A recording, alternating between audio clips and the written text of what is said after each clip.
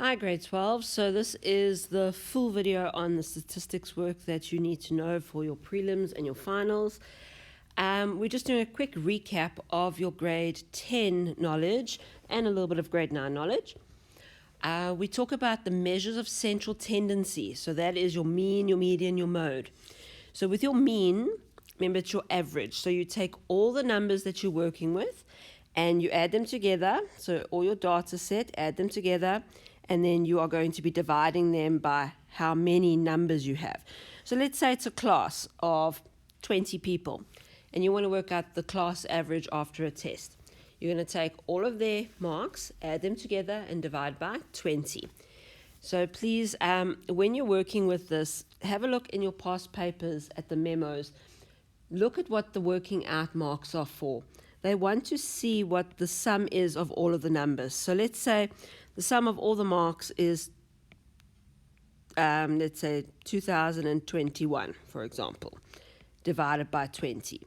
Then that is what they're asking you for there, and then they want the answer as well.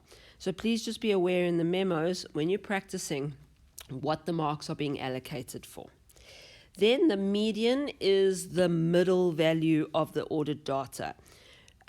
You need to have the data in lowest to highest or highest to lowest, it doesn't really matter, but ordered data, not the raw random data. And you are working with finding the middle point. So we talk about, let's say, 1, 2, 3, 4, 5, 6. So let's find the middle point here. So some people like to do this, 1, 2, 3, and then this must be the middle then. How do we work out then the median there? You're going to take 3 plus 4 divided by 2, so that's 3.5. But let's go back here. Okay, so let's say we found our middle. There's our median. We call that the Q2, quartile 2. Quartile 2, or the median, or your 50% mark, or your halfway mark. Then we can look within that first half, we're going to find the halfway mark of that. And that is going to be what we call our quartile 2, our quartile 1, or our first quarter, or our 25% mark. And then the last piece, we're going to find our third quarter, our quartile 3, or our 75% mark. All right, so your median is talking about the middle, and you can find all the extra little bits as well attached to it. Okay, so then when we're working with the mode is talking about which number is seen the most, which data point is seen the most. You can have no mode, you can have one mode, you can have two modes. So if we're working with this 1, 2, 3, 4, 5, there is no mode here. But if I put another 5 is the mode. If I put another 1 and 5 are the mode. All right, so the mode is the one that you see the most. Then talking about how data is dispersed, how it's spread out. We talk about the range, we talk about the interquartile range and the semi-quartile range. So the range is your minimum minus your maximum value of the data set. So your biggest minus your smallest. The interquartile range has got to do with your Q3 and your Q1. So it's your Q3 minus your Q1. Your semi-interquartile range is half of your interquartile range. Okay, so that's pretty much things that you have worked on before. Now we're going to move on to something called standard deviation. All right, so I hope you can all see that. So standard deviation is represented by this Greek letter like that, and variance is the standard deviation squared. So they ever ask you for the variance, you square your standard deviation. Okay, so the standard deviation is talking about a process that we're going to do on our calculators. Thankfully, in grade 11, you would have had to know the long process, but for grade 12, you only need the calculator process. And it's got to do with comparing different data sets to the average, to the mean, and making conclusions about it. So I'm going to show you, and it's not in the note pack, but I'm going to show you just a little example with some dogs. All right, so here is a set of dogs. The very first thing I'm going to look for is the mean, the average. So the average of these dogs, so each dog here has its given height. So we've got the Rottweiler here is at 600. The little like greyhoundy whippet thing is 470. Then the little Dachshund is 170. Then the little Schnauzer is 430. And then we have the Boston Terrier at 300. So if we add them all together and divide by 5, then it means that we have found our mean. So that's what you're being marked on, that's what you're being marked on. When we're working with the mean, we are looking for the average of all of the dogs. But how do we know if a dog is considered to be tall or short? Now, in my mind, the little kind of Dachshundy thing there is a short dog. And yes, that Rottweiler is probably a tall dog. But is the Whippet close enough to the average to be an average dog, or is it going to be a tall dog? Now, I have Great Danes, and so in my mind, the Rottweiler is a pretty average dog, whereas my Great Danes are tall dogs. So it's the same situation as if you compare me with a bunch of grade 1s. If I'm around a whole lot of grade 1s, I'm going to look like a giant. I'm going to be pretty tall. So depending on where I'm kind of standing, depends on if I'm considered tall or short. So what if I'm with a whole bunch of NBA basketball players? I'm going to look tiny. I'm going to look like a grade 1. So depending on what data you're comparing will depend on where that mark for average is and where the level of what is tall, what is short. Now, we can't use our opinion on it. We have to use the maths behind it. So I've marked off the mean on this diagram of the dogs. It's the green line here. And calculated the difference between each dog's height and the mean. Right, so that's what these values are. Now, this is what your calculator is doing for you. So you don't need to actually do this, but it's just interesting to see it. Whereas in grade 11, you would have had to know how to do it. All right, so working with those values would have given us the variance, the variety, the difference in the different heights. And if we square root that value, we will be able to see what's called the standard deviation. But we use the calculator. We don't use this big giant method up here. You don't need to worry about that. So what this means is, if I punch into my calculator, I'll give you the steps now. You're going to punch into your calculator the data sets for the dogs. Then you are going to be able to use your calculator to find the standard deviation. Now, standard means average, normal. Deviation means movement away from. So what is the normal distance away from the mean, from the average, for these dogs to still be considered average height? If a dog is more than that sort of distance away, then it's going to be a tall or a short dog, depending on which way you're looking. So in the calculator, you're going to go, and I'm talking Casio calculator here, you're going to go into mode and stat. And in the stats mode, you're going to find the one that says 1 VAR. Okay, so mode, stat, 1 VAR. Once you've done that, it should come up with a column that kind of looks like this, with an X value, and it's got 1, 2, 3.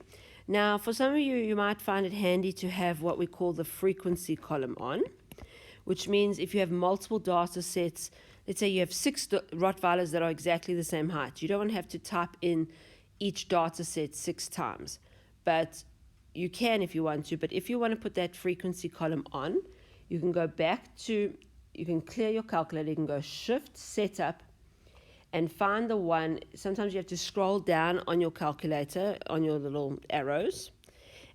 So you've got the little circle with the little arrows. Okay, scroll down and you find the one that says Stat. And then it says frequency on or off. Then you can click on if you want it. Okay, let's go back into this mode though. And if at any point you need help, please just ask your teacher or myself, and we can help you with your calculators. All right, so we're going to go mode stat 1 VAR. And you should have the table. Some of you will have it now with X and frequency. Some of you will have it just with an X. All right, it might just be a little bit more work for other situations. So I suggest you try put the frequency on. Then you're going to type in your data set. So for this, the dog's height is going to be the data. All right, so the original dog's height is as follows. 600 for the Rottweiler. So you'll type 600 equals in your calculator. Then you'll see if you've got your frequency column on, it says a 1. All right, that's because we're only working with one Rottweiler. If you had 10, you don't have to write 600 10 times. You can just put it as a 10. All right, then you're going to use the next dog. That's going to be 470 equals. Then it's going to be 170 equals, 430 equals, 300 equals. Again, you're going to have the frequency as 1. Once you've gotten down to each of those, once you've finished up to number 5, you're going to click AC, all clear button, once. So you're going to type in your data. So type in data. Then you're going to click AC, but once, only once. Then you're going to say shift 1. Because then you can see just above the 1 it says stat. You're going to find the one that says VAR again. Once you've clicked VAR, what's nice is you can find your mean if you wanted, but what I'm looking for here is the one that has this little thingy. Sometimes it has an X attached to it, sometimes it's just a little Greek symbol on its own. Once you click that, you're going to click equals. And it is going to give you then your standard deviation of 147, something, 32 something something, so we're going to keep it as 147. All right, so that means our standard deviation is 147 millimeters. So if I go back to my dogs here, have a look what's happened now. These blue lines above the green mean line is showing one standard deviation above the mean. So, and below. So what that means is one lot of the 147 millimeters above and below, which is then showing us which dogs are going to be trapped in the normal region and which dogs are going to be considered to be tall or short. So look at these ones, the 3 dogs in between, they're in the normal. But the little Dachshund is short and the Rottweiler is tall because they're above that range, that parameter. All right, so here's exactly what you do with it. So the more standard deviations away from the mean, the more spread out the data. So we are going to add the standard deviation to the mean to get the upper limit, subtract the standard deviation from the mean to get the lower limit, and then see which of the dogs sits within that. So anything above that limit is tall, anything that is below is quite short. All right.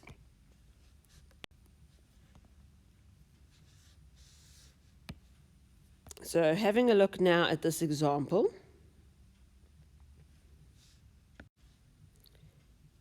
we are looking at a table of the number of deaths in thousands prevented by the use of antiretroviral treatment in various sub-Saharan African countries. All right, so they've given you a whole bunch of countries, annual deaths. So it says calculate the mean of this data set in thousands. Okay, so we're going to add up. Our first task is going to add up all the numbers. So our mean is going to be, and you can have an X with a little line on it. Mean is going to be, all the numbers added together is 80, and there's 1, 2, 3, 4, 5, 6, 7, 8 countries. So that means our average is 10, or specifically 10,000. All right, but they're not too worried about whether you have 10 or 10,000. So B, it says calculate the standard deviation of this data set in thousands. So it's pretty much saying work out what the parameters are going to be for a country to be within normal range. Anything above that or below that is out of the normal range. So calculate the standard deviation. We're going to use our calculators. So you're going to go shift mode, just mode, not shift, mode, you're going to go into your stats mode, find one VAR. You're then going to type in all your data numbers, clicking equals after each one. And once you've got them all in and you've got your line on a blank space, you're going to click all clear once. Then shift 1 and you're going to find VAR. Once you found VAR, you are going to find the little symbol that looks like this, even if it's with an X, and you're going to click on that number and click equals. And we get a standard deviation of 2,5. Now remember, this is actually 2,500. So if we work out from the mean, because they're going to ask you now for number C, how many observations are within one standard deviation of the mean? So in other words, let's find the normal. So we're going to take our mean and we're going to add 2,5, and we're going to take our mean and we're going to subtract 2,5. So that's 12,5 and that's 7,5. So any data that's sitting between these two values is going to be considered normal. So how many observations, how many countries are within one standard deviation? So 7 doesn't work because it's not at 7.5. 16, no, it doesn't work. But 9, 11, 9, 10, 10, 9, 9, they all fit between 7.5 and 12.5. So there are 6 countries within one standard deviation of the mean.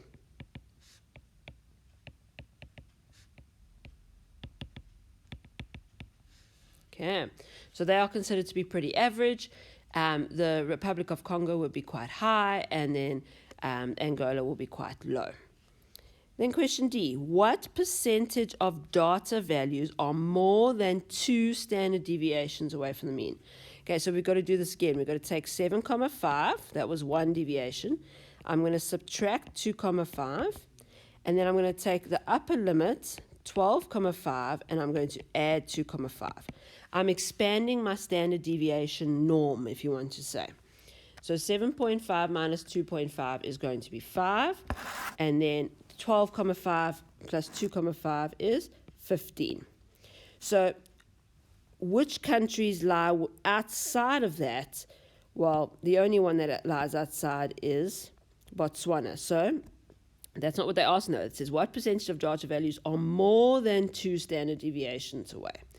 So that means 1 out of the 8 countries, okay, times by 100 equals 12.5%. So that's one country of Botswana is the only one that lies so far away from the mean. That's why it's considered in this question. All right, moving on. A histogram. Hopefully you know what a histogram is by now. A histogram is a set of rectangular bars that lie next to each other. There's no spaces. It shows groups of information. Like here, this one shows ages in years. And yeah, it can just give you some nice information based on a lot of data compacted into one graph.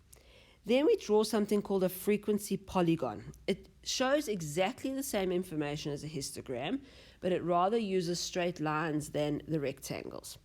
So what you do is at the middle of each bar, so I'm going to just go back to this one. The middle of each bar here, we would draw in a dot. We'd plot a point. And we'd actually draw in, with a ruler please, all right, your lines for your polygon. Now, a polygon's a shape. So what we do is we also close it off on the bottom. Okay, again, please, ruler. Look what I've done. I've gone to the middle of the next interval. What about this one before? I'm going to go to the middle of the previous interval. So that's what we do. For a frequency polygon, look over here, contains the middle of the top edge of each rectangle in a histogram. Polygon is a closed shape, therefore you must plot points on the axis before and after each histogram bar. So you can have a look at these ones here. So it's at the middle of each bar, join them together with a ruler, and we talk about them being grounded on either side, We bring them down to the x-axis. All right, so then here, for whether data is symmetrical or skewed, symmetrical data is talking about data that is spread out evenly. If you have data that is skewed to the right or skewed to the left, it means the data is heavier or there's more data on one side. So we compare the mean and the median for this. If your mean and your median are the same value, they are equal, then it means everything about the data is symmetrically placed. Look how nicely this box and whisker is set up. The boxes are the same length, the whiskers are the same length. Same with your histogram. Look at that tall bar sitting right in the middle. And then our frequency polygon, also nice, evenly spread out. And I liked working with this one because you can see there's 1, 2, 3 points before the peak, 1, 2, 3 points after the peak. And then you have like just a regular sort of curve graph, just showing you the effect of the frequency polygon. Then you get positively skewed or skewed to the right. That means that your mean is greater than your median. And that means that most of the data is sitting on the right-hand side. And you can see it if you have a look again at the frequency polygon. We've got 1, 2, 3, 4 points on the one side, on the right side, 1, 2 on the left. So this is definitely skewed to the right. Same if you have a look with the box and whisker, tends to be the whiskers longer and the box is bigger on the right. Then lastly, and this is the one I use to remember this all, is that the mean is less than the median when it's skewed left. So mean is less than, it looks like the word left, an L. And how would you know to write mean first and not median? Well, there's an A in mean and a D in median, so it's in alphabetical order. Look how many points there are here. 1, 2, 3, 4 on the left, 1, 2 on the right. So it is definitely heavier. There's more data on the left. Okay, and it does explain all of that again at the bottom. So the skewness has an effect on the mean. So the more skewed the data, the less reliable the mean becomes. They like asking questions about this because it's a measure of central tendency. So center, so if you're too far right or left, positive or negative, then the mean doesn't work very well. So if the data is positively skewed, the mean is too high to be a reliable measure. And if the data is negatively skewed, the mean is too low to be a reliable measure. Okay, so the median is the one that tends to be the most reliable measure of data when you're coming to skewness. All right, so then moving on, here's an example. We've got a set of data representing the speed in kilometers per hour at which motorists travel past the school on a specific morning. Now, you'd have to order the data. Okay, so order the data, and then you have to, for A, draw a box and whisker. So the box and whisker, you need your minimum, you need your maximum. That's for your whiskers.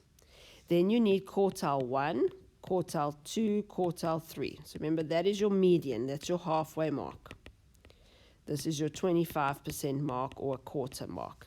This is your 75% mark or 3/4 mark. Okay, so to draw the box and whisker, in your exams, luckily, they give you the scale. They draw the scale for you. You just have to draw the box and whisker. All right, so I'm going to just draw it. I'm going to fill in all the values. The memo will be posted up as well with the notes. All right, so our quartile 2 ends up being 64. Our quartile 1 ends up being 49. Our quartile 3 ends up being 75. Our minimum is 18. Our maximum is 82.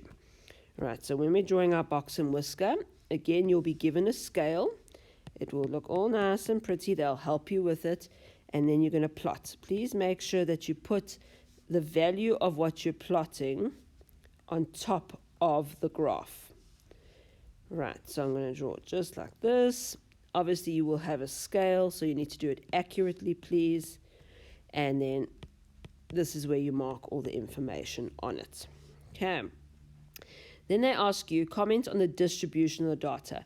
Please don't worry too much about the box and whisker, because sometimes they can be a bit misleading. In this one, we can see that the whisker is very large with the large box as well. So let's just make that look nicer. Okay, with the large left-hand box. So it is negatively skewed or skewed left, but a way to also look at it is always to go with what is the mean. You can work out the mean very quickly. What is the median? The median is 64. And if you work out the mean in this situation, your mean is less than your median. And look at that, looks like the L for left. All right, so if you're not too sure about the diagram, you can do it mathematically with numbers instead of just trying to look at the picture. Then for C, without calculating, state whether the mean is more, less than, or equal to. Well, as soon as you skew to the left, your mean will be less than that median of 64. And then lastly, they say, which measure of central tendency best represents the speed? When you're working with any skewed data, the median is the best measure of central tendency. So go straight to the fact, because the mean here is too low to be reliable. All right. And the next bit is also quite easy. It's called outliers. An outlier is any data point that doesn't fit with the pattern, the trend of the rest of the data. So, for example, you're working with book sales. So then you're looking at the book sales throughout the months, but there was one month where maybe the author came to come and do the signing. So the amount of books that were sold was sky high. So that one is an outlier. It doesn't follow the rest of the pattern of book sales. So we don't guess it again. We go with a formula. So the formula is you work out the interquartile range and you times it by 1.5, and you then subtract that from Q1 and you add that to Q3. So then this subtraction one is called the lower fence or the lower boundary, and that addition one is the upper fence or the upper boundary. So if we're looking at this data set over here, right, our Q3 and Q1 are given, so our interquartile range is 9.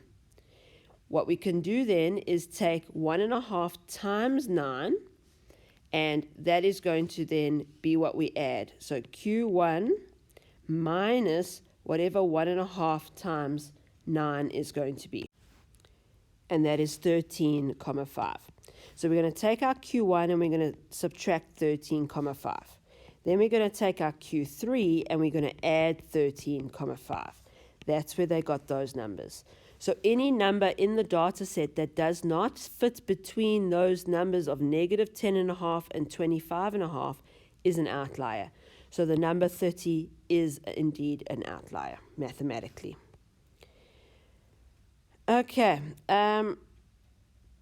Then when we're working with the estimated mean, now the problem with an estimated mean is that exactly what it sounds like. We're estimating it. So in this case, we have monthly cell phone expenses of 30 grade 11 learners. But if we have a look at the table, it doesn't have individual answers. It's got categories. So they asked learners, and so learners that were between 0 to 100 Rand, there were 3 of them. But does that mean that those 3 all spent 90 Rand?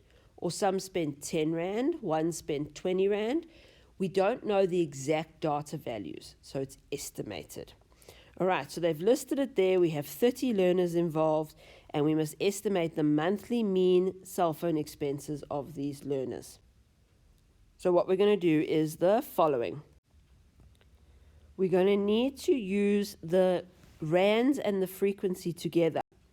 So if you look at this table, we're going to use the middle of each of the intervals, the classes, the groups. And then we're going to, once we found the middle of it, so here we've got 50, 150, so that must be 250, 350, 450. we are going to multiply each of the frequencies by those values. So it's going to be 12 times 250, 6 times 350, 4 times 450. So we're going to end up then with 3000, so 3000, 2100, 1800. So you're going to add that up, and that is going to be what you're going to use at the top of your mean calculation. And that gets you 260 Rand. So the average spent by these learners is 260 Rand. Then you can work out the standard deviation and all of that, but that's what they're asking in this question. All right, lastly for the grade 11 work is what we call a cumulative frequency graph or an OGAV graph. Please, this is exceptionally important. They love asking OGAV curves. All right, so OGAV graph, OGAV curve, cumulative frequency curve. So what we're doing is cumulative means accumulate. We're going to add up. So we'll do on the next page here, we're going to do a running total. So here we're going to work with, this is 3, then it's going to be 3 plus 5 is 8, plus 12 is 20, plus 6 is 26, plus 4 is 30. We must make sure that we have the right amount of learners. There were 30 learners involved. All right, so this will always be your total of the amount of people involved. Okay, so now we're going to plot the cumulative frequency. Okay, but we're going to plot these points with that. Okay, bear in mind this 0 there for a second, but that's what we're going to be plotting. So we are going to plot 100 with 3, 200 with 8, 300 with 20, 400 with 26, 500 with 30. Okay. And so it is 100 over there at 3. Then 200,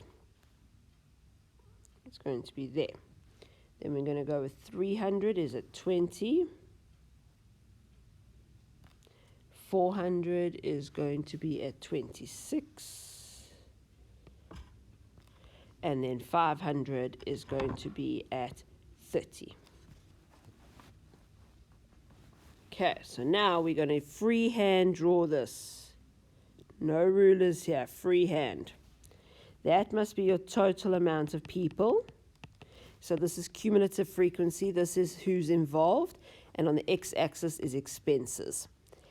We are missing a piece, though, to this graph. We need to go back to our data and look at this red highlight here. We need to ground our graph. So we ground it at the first interval, the very first thing that's written. So let's say this one wasn't here. We would ground it at 100. When I say ground, it means I'm going to put it on the x-axis. So there it goes. My graph is grounded. Okay, so that is a cumulative frequency curve or an OGAV curve.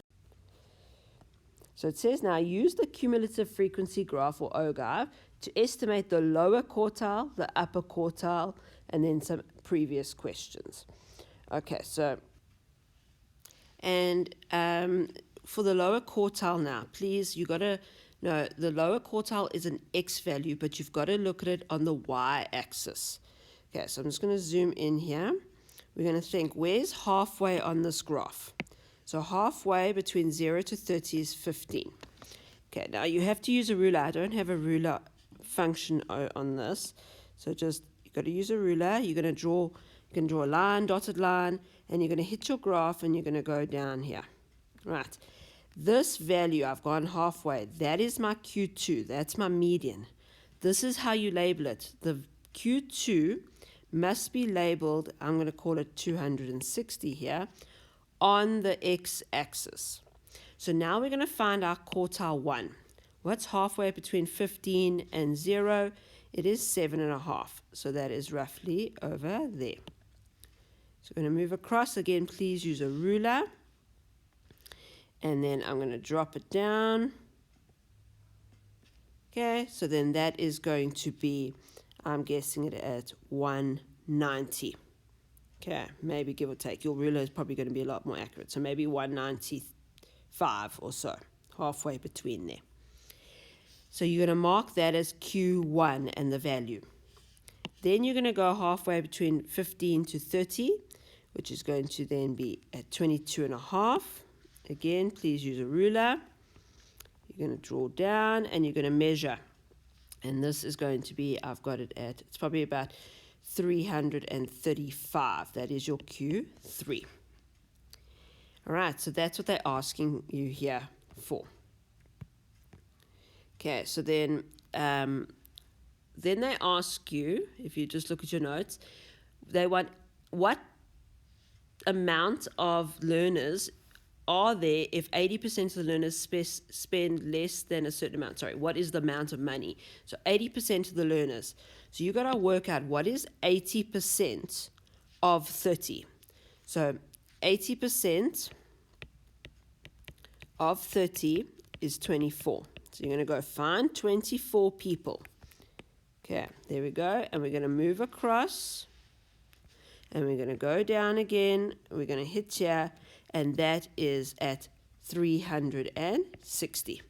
So 80% of the learners spend 360 Rand or less. This shaded block that I've now colored in here means that's the 80% of learners. So it's 360 or less.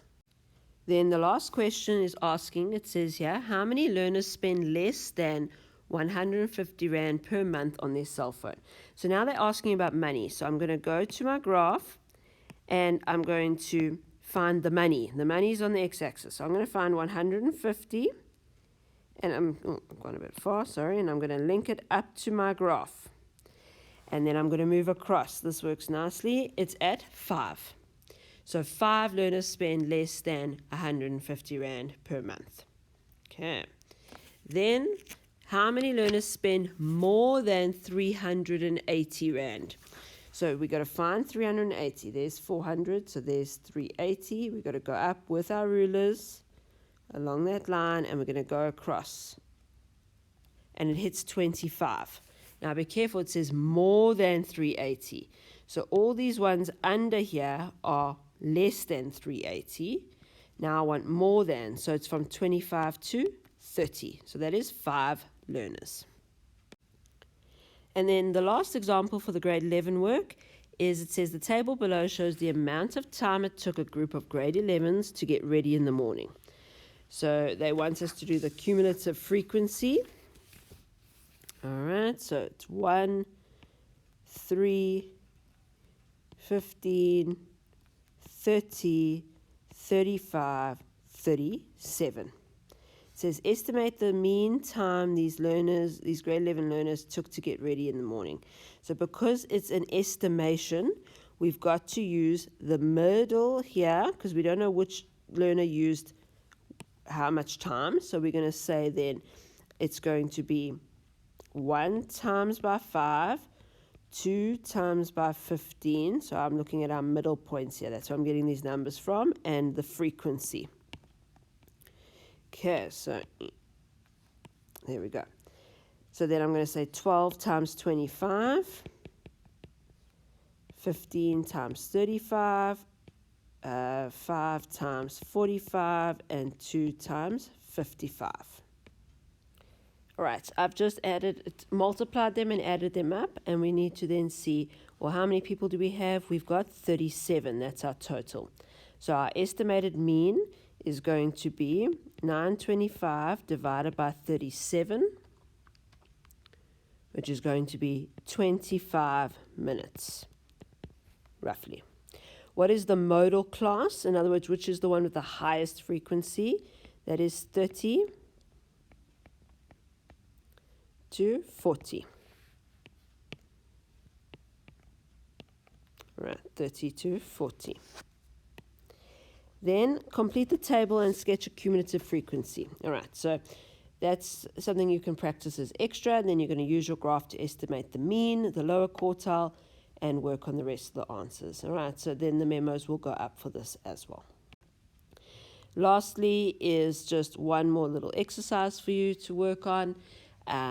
It's the cumulative frequency graph has been given to you, and they want you to use it to complete the table. Okay, so what we've got to do is we've got to compare these values, the endpoints, with each cumulative frequency. All right, so at 5, now we're going to zoom in, that's going to be at 2. All right, 10 is going to be at 5. Then we're going to have 15 is going to be at 14. All right, so I've just filled them in. Now you've got to go backwards and fill in your frequency. So after the first one, you've always just got 2. Then what was the difference between 2 and 5? That must have been 3. 5 to 14 would have been 9. And you're going to keep filling in what's the difference between them, 7. So that if you went back and redid your cumulative frequency, it would get you the same answers. There we go. And then it says, so use your cumulative frequency graph to estimate the median time it took learners to travel to school. So we've got to go, of the 100 learners, we've got to find 50. Using your ruler, you're going to mark across, and you're going to go down from the graph, and that is your median. So you're going to mark that as Q2 and the number 24. Right, so our median is going to be 24. How many learners took less than 17 minutes to drive to school? So we're going to go find 17 minutes. So now we go to our x-axis. So there's 17. And then we're going to go across with our rulers, and that is going to get us 16. So there are 16 learners who took less than. What percentage of learners traveled more than 38 minutes? So we're going to go find where's 38 minutes. There it is. You're going to go all the way up, follow that line. Get your graph. Okay, so then we're going to go, sorry.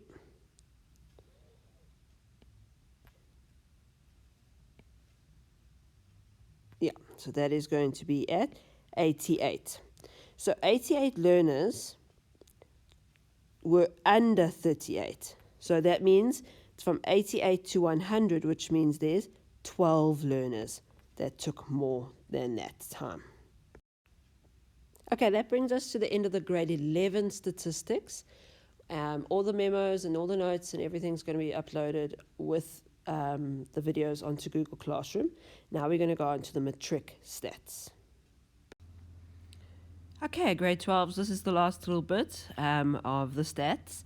We are working with scatter plots. This is the matric actual syllabus. If we have a look, a scatter plot is just dots being plotted between different data points so that we can look for trends and patterns. If you look at this bottom example, we have a publishing company that recorded the number of books being sold over a period of 12 months. And then we have the data, the number of months given to you on your x-axis, and your y-axis is the number of books being sold. We can also just have a look at that little dude over there. That's definitely an outlier. Remember, we worked out outliers in the grade 11 work, but that is definitely going to be an outlier. Then what is asked often is your line of best fit, which is also known as your regression line or your least squares regression line.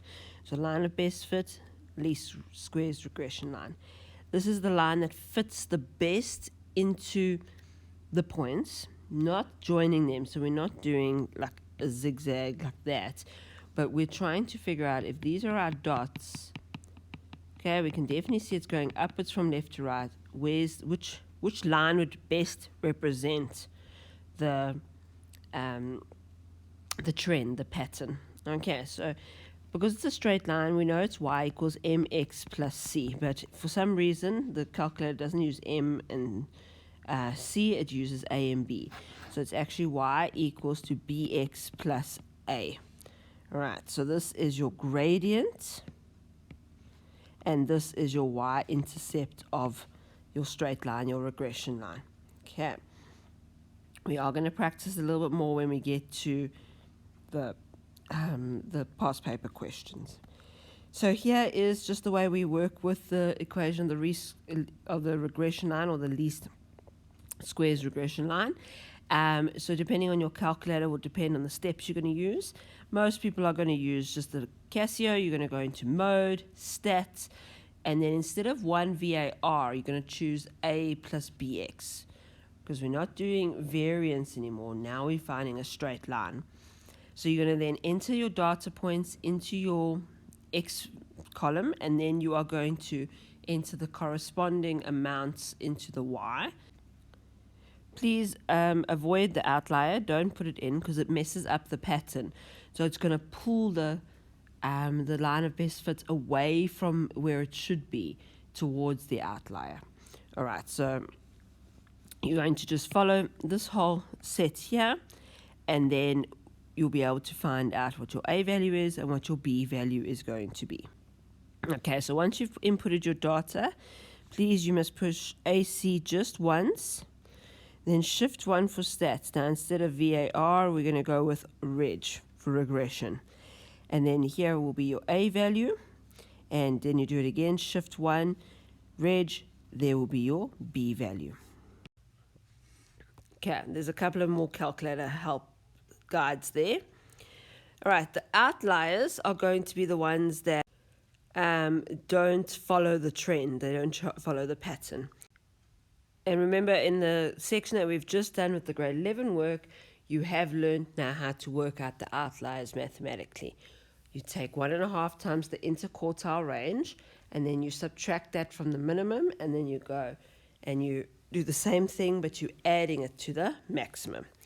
All right, so then we have correlation. Correlation is a fancy way of saying what relationship is there between data sets.